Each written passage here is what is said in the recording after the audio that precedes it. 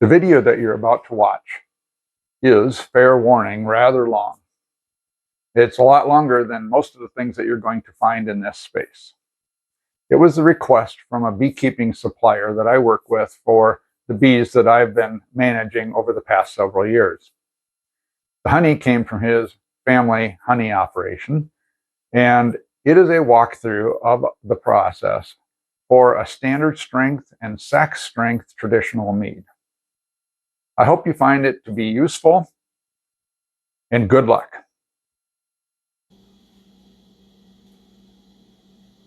We're here today to do a basic mead making instructional video using orange blossom honey sold by Franconia Farms in Minnesota.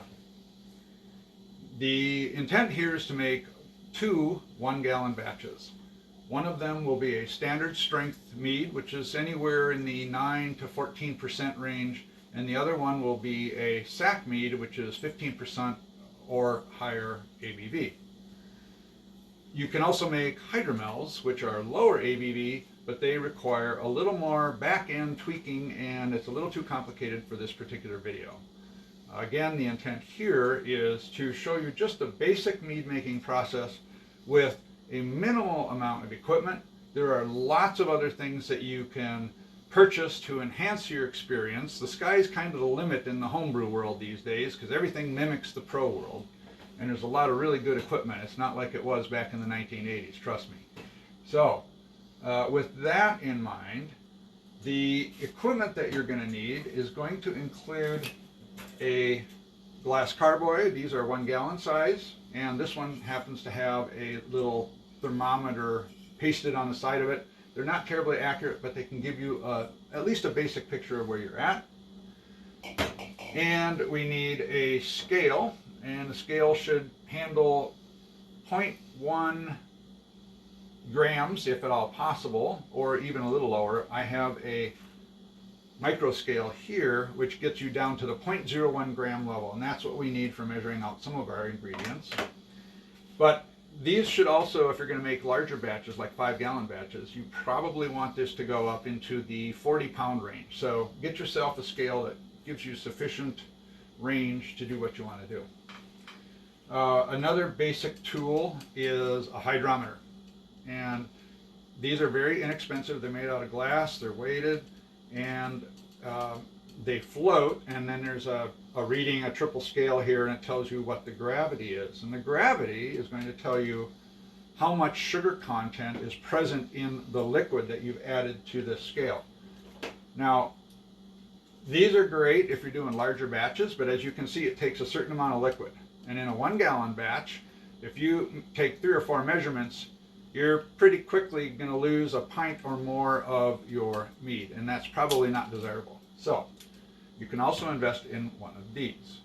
This is a refractometer, and it uses a prism, and the incidence of refraction from the light passing through a liquid with sugar in it is going to read higher than plain water. So you can take your measurements with this, and it will use only 1 to 2 drops of your liquid or your mead, honey, etc. So this is mostly what I use. You're also going to need a rubber bung of some kind to put into the opening of the carboy, and then you need an airlock. I prefer the 3-piece airlocks. They're a little easier to manage. These are slightly better for long-term storage because they evaporate more slowly than the 3-piece do. But for short-term, 3-piece is the way to go. You also will need sanitizer. Highly recommend this product. There are other products, but this is the one most of us in the homebrew community utilize, and I know most of the pro brewers use this in some form. They also have other things that are a little more advanced and easier for them to manage on a large scale, but this works really well for us. And then you need some kind of a cleaner. We recommend PBW to most people starting out. Powdered brewery wash is what that stands for. There are other cleaners that work fairly well. At a minimum, you want to use something that is unscented, because those aromatics will end up in your mead if you're not careful. So do not buy the scented OxyClean stuff. That's a bad plan. And then you probably are going to need a flask of some kind. And I've got a variety of sizes for different purposes. For us today, this is going to work well. We're actually going to rehydrate our yeast in here. And we'll talk about yeast management and health in a couple of minutes. And then some other supplies that you're going to need when we're finished with all of our process here is potassium metabisulfite and potassium sorbate for stabilizing and protecting the mead from oxygenation after it's finished. And we also need water. I use reverse osmosis water. My water here is extremely hard, and I know that RO works really well for making mead, so this is what I use. I haven't actually done any testing with hard water to see what impact it has on mead making. At the moment, it's just not worth my time. So, and then a couple of beakers, some measuring tools, some way to check temperature, and this is important because when we're rehydrating our yeast, we don't want to add them to water that is too hot. That'll kill the yeast or stress it. So these things are rather handy that way. And then if you're going to do larger batches, like 5 gallons at a time, you also need to have some kind of temperature control for your fermentation. These things are important because they dramatically affect the way that your yeast reacts to its environment.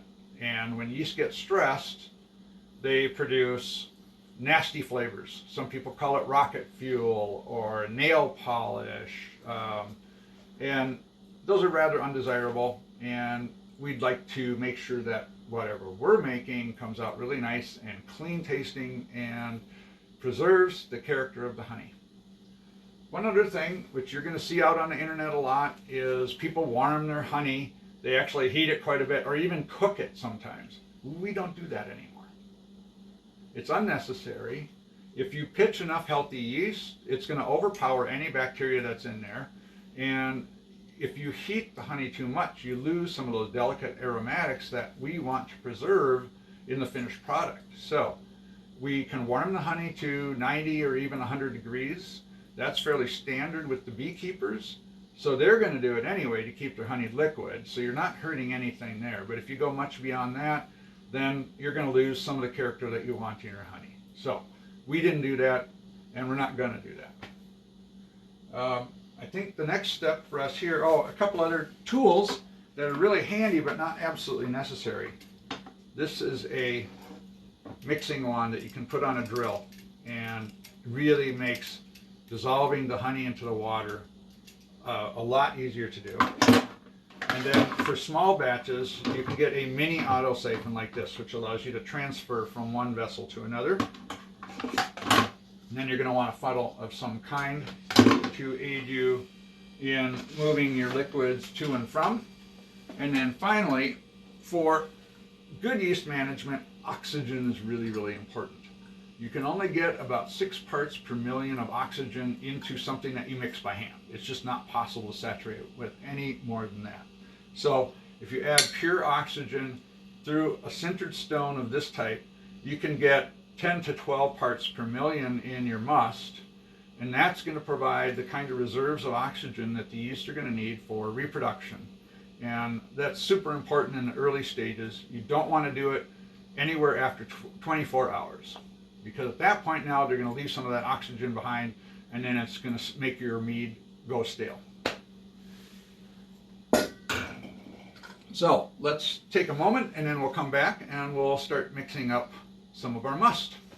Okay, well, let's measure out some honey. And for this, I need 2 pounds of honey, and I'm going to mix it with 0.8 gallons of water.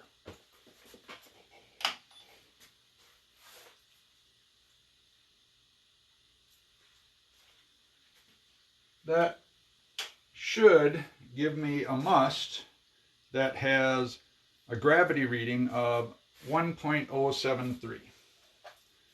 And that's right in the standard range that I want to be at.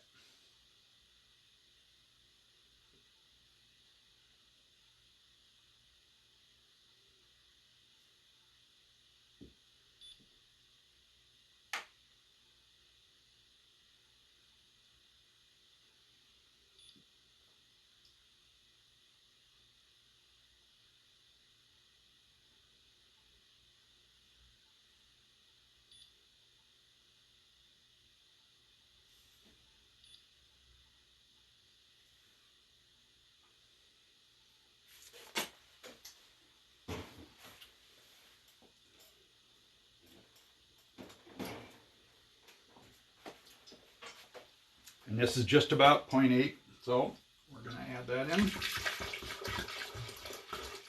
And I'm going to leave a little room just in case I was off, because I can always add a little more.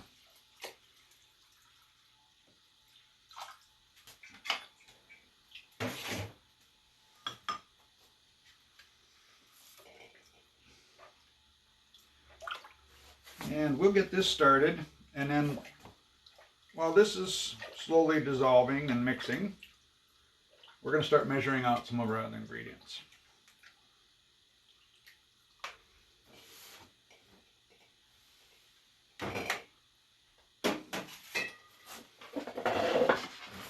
All right, so got my recipe sheet because I like to keep notes.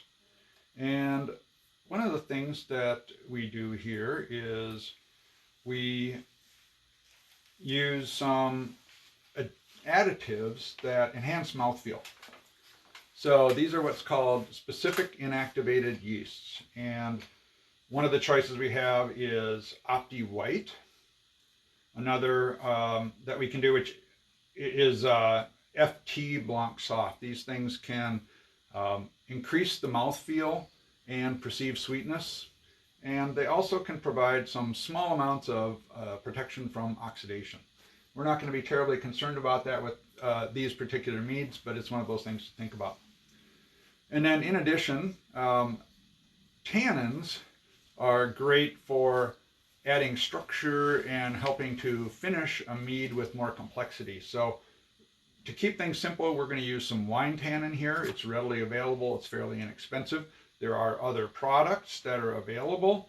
And of course, you can always add oak to a mead, which can provide some oaky character as well as some tannin and some other things. So things to think about for your second, third, or fourth batch. Maybe not the first one. It's not that important. And then finally, we want to measure out our Go Firm and our Firmade O. So let's start with the Go Firm here.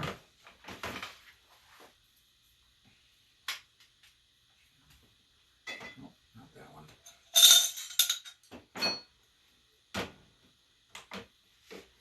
So for this, for Go Firm, we're going to add 4.6 grams. And this is a fairly standard measure for what I'm doing here for this particular mead. And we're going to add 92 grams of, or milliliters of water. And again, we're going to use RO water for that. So, Go Firm.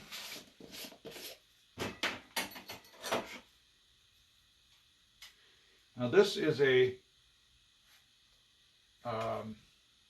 product that provides some basic metabolic resources for the yeast in order to allow the yeast to reinflate from its dry state. The other one that we're using is Firmade O, which is nutrients. And specifically it has YAN, or yeast assimilable nitrogen, which is one of the main components that are needed by yeast in order to maintain good health. So we've got our measurement here, and again, a gram scale that has nice, precise readings is really, really handy here.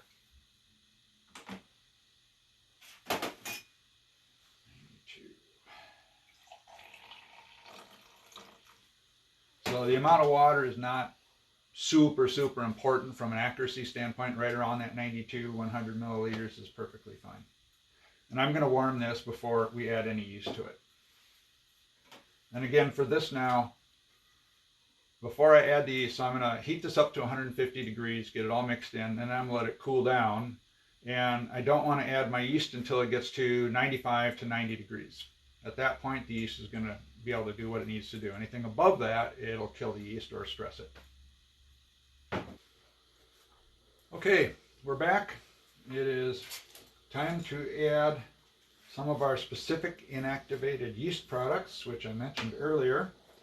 And these are things made by companies like Lallemand and some of the other large yeast manufacturers, and really designed for the winemaking industry, which the Mead groups have co-opted a little bit because, hey, they're almost the same thing. So we want to use our FT block soft, and for that I need 0.82 grams for this 1 gallon batch, and I've got some warmed water here, so we'll get that in here.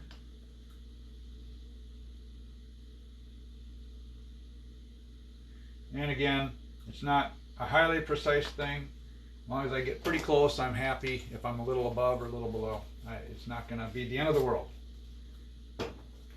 And then we have Opti White.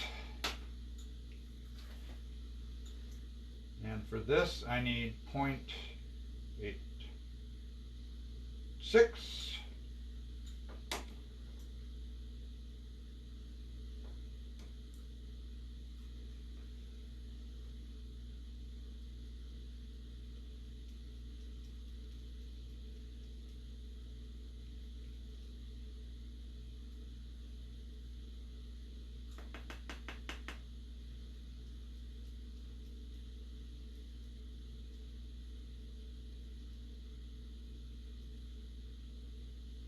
Perfect.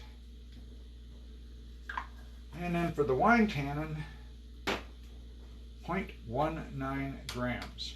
Now, wine tannin is one of those things where you want to be a little cautious how much you add, because it is a fairly strong flavor and character that gets added to the meat. So a very little goes a very long way.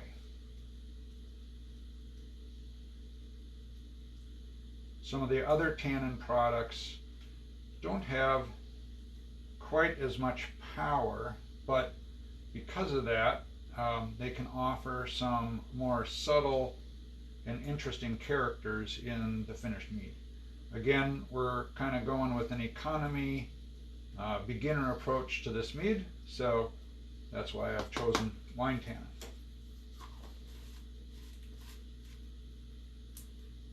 And finally, the Fermade O. Now, for nutrition in standard and sack meads, we want to do a staggered nutrient addition. And this is one of the things that was mentioned by Ken Schramm in his book, The Complete Mead Maker, which was published quite a long time ago, and he was way, way ahead of the curve. You add your total nutrients, which in this case is going to be 2.4 grams total, but you add them in 4 different additions. So you do it on day 1 when you pitch your yeast, you do it on day 2 at 24 hours, you do it on day 3 at 48 hours, then you don't do anything until you hit something called sugar break, which is about halfway through the fermentation, or on day 7, whichever comes first. So because these meads have more sugar and will produce more alcohol, they take a little longer to finish than a hydromel would. With hydromels, we add all of our nutrition right up front. So we're going to do our first dose of Fermade O right now to get it ready after we pitch the yeast.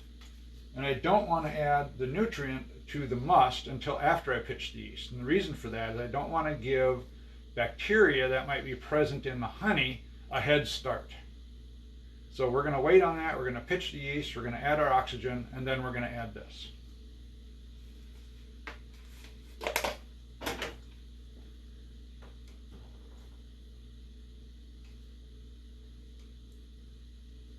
So again, for this, my initial addition is 0.66 grams. And one other tip, and you don't want to find this out the hard way.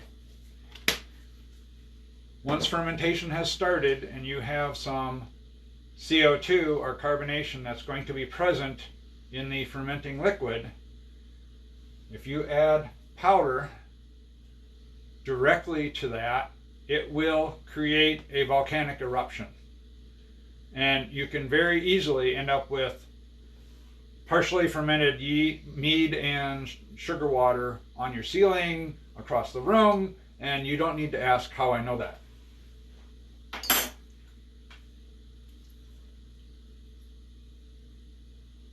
And of course, anything that comes in contact with the must has been sanitized.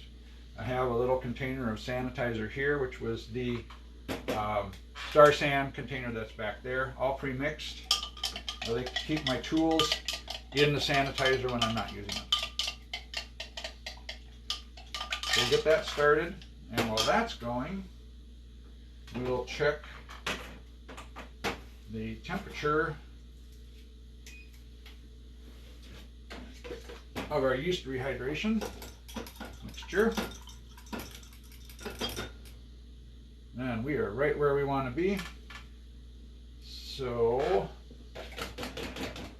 let's go ahead and measure out our yeast.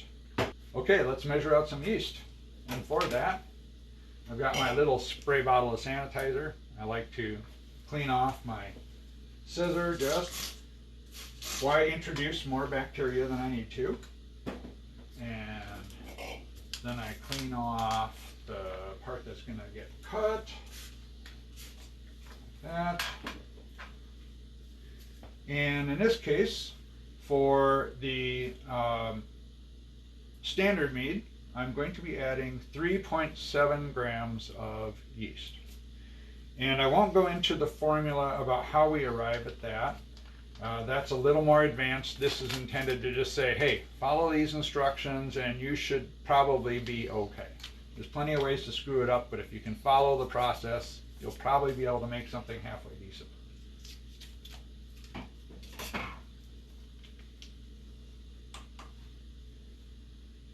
And foil is very sterile coming out of the rolls, so it works pretty well as a way to quickly measure out very small amounts like this.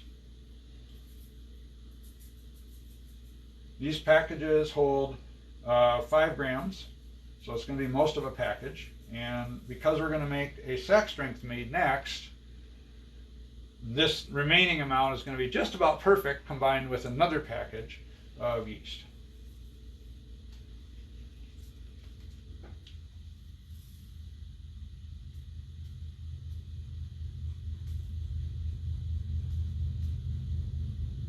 Again here, high precision is not really the goal.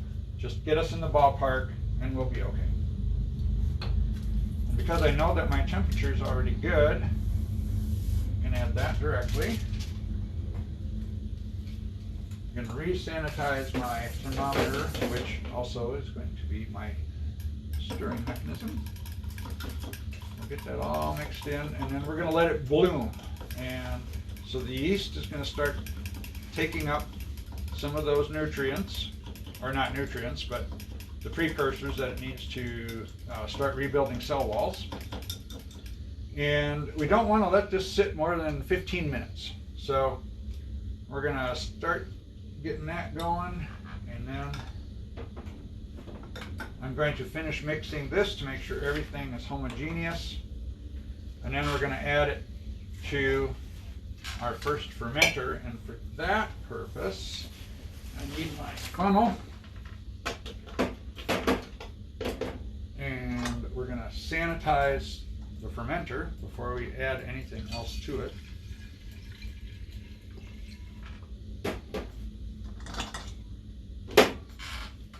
Make sure you got a good grip. That's the problem with glass, it breaks. On the other hand, it's also really easy to clean.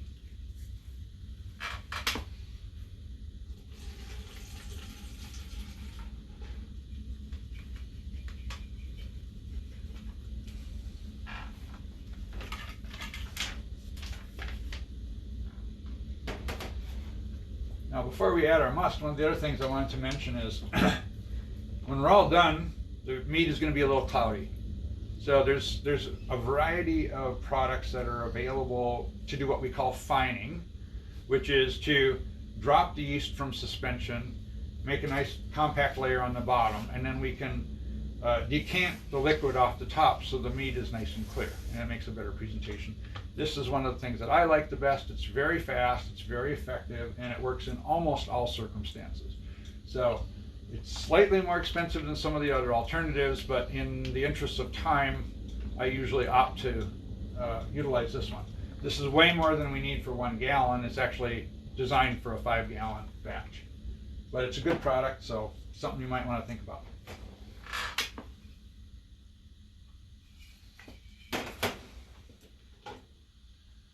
The other thing I want to check, just to make sure, because it's really easy to screw stuff up, is I want to check the temperature of my must. And that, okay, so that is within 10 degrees of the temperature of my yeast mixture at the moment. And you need to get the yeast within that 10-degree mark. Otherwise, when you add your yeast to the must, what happens? Well, the yeast gets all stressed and a bunch of them will die. And then now you're starting with less yeast than you had anticipated, which means your fermentation is going to be maybe sluggish, or it's going to produce fusel alcohols or other bad flavors and aromas. Well, we want to avoid that, so we get this to within 10 degrees and then we can add our yeast.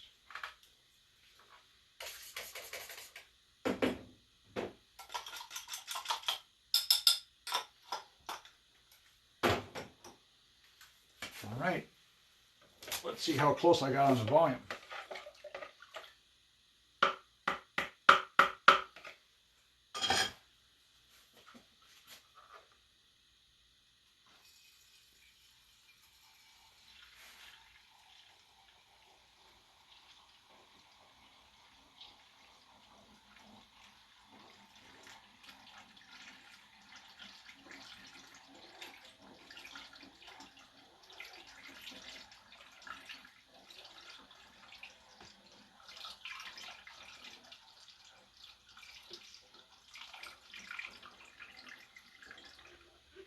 Okay, good.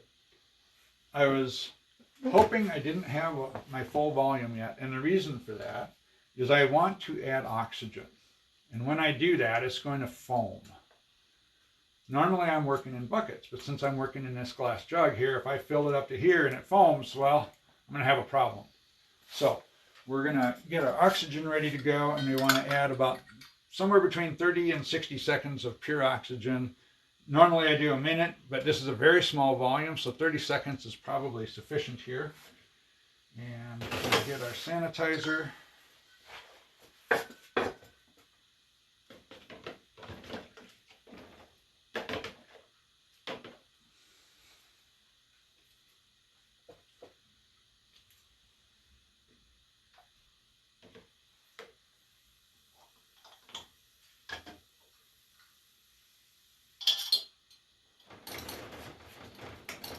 Notice what it's doing.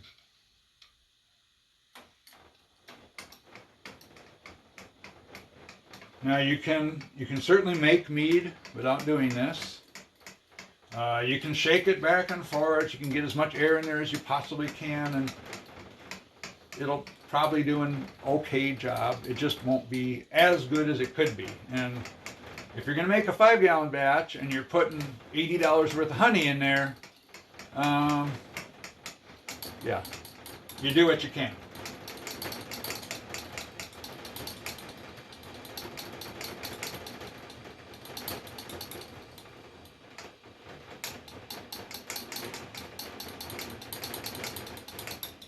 Okay, I think we're good there.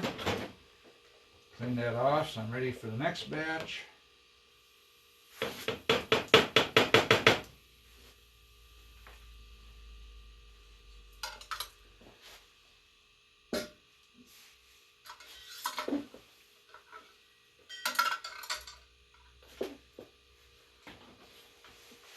And I'm now ready to add my yeast.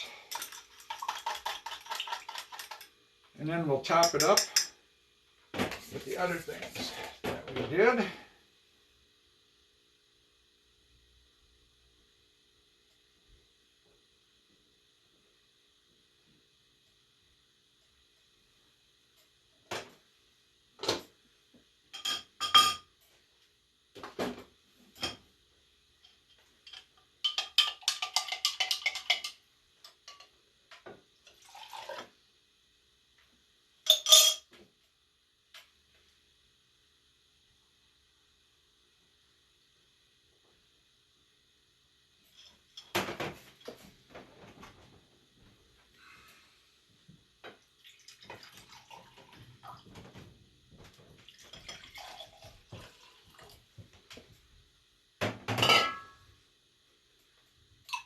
Try to make sure we get as much of the yeast as we can. Not that big of a deal, but hey, why waste it?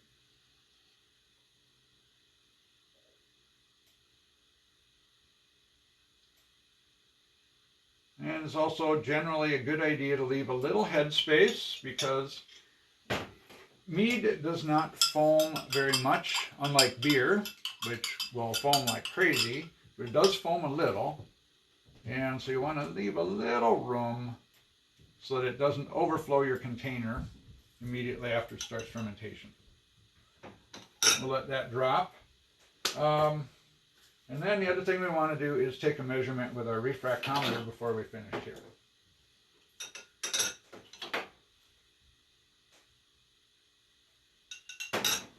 All right, while that is, the foam is dropping, we're going to get that sanitized.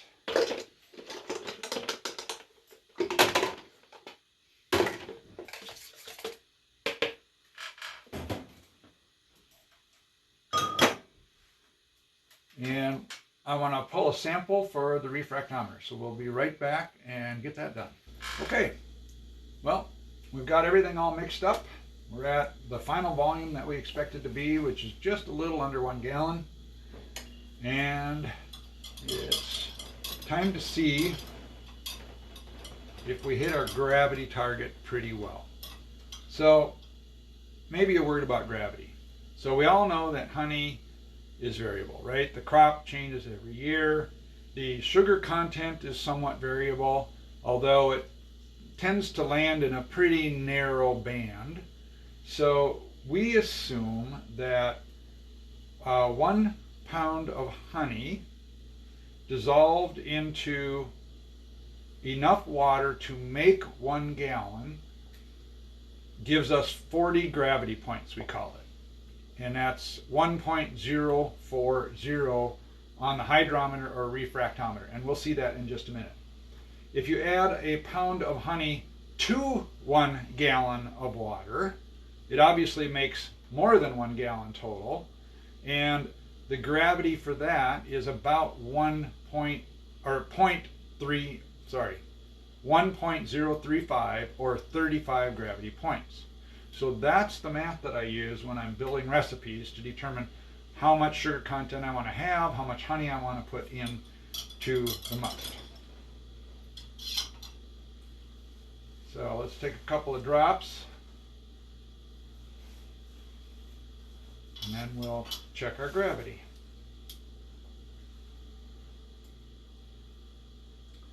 So the gravity reading is 1.075. And what was my prediction?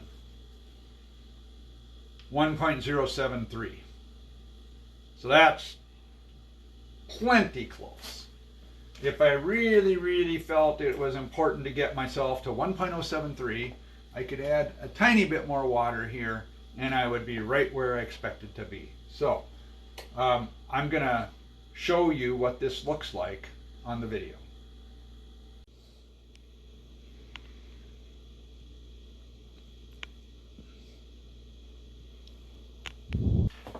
As you can see in that video, that dark blue or deep blue band at the top stops at about the 1.075 range, and then it's a fairly light blue or clear below that. So that's your dividing line. That tells us how much sugar is available here.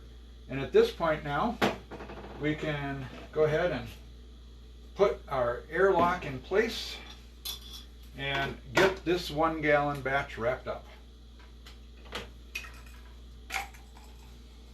I can't stress enough how important it is for everything that comes into contact with the must to be clean and it's sanitized. That's not the same as sterile. We are not in a lab environment. It is not possible to get sterile, but we can get clean and sanitary. So there we are, and tomorrow I'll add the next dose of nutrient. We'll continue on, and in a couple of weeks this should be mostly fermented and we can see where we're at. We'll see you tomorrow.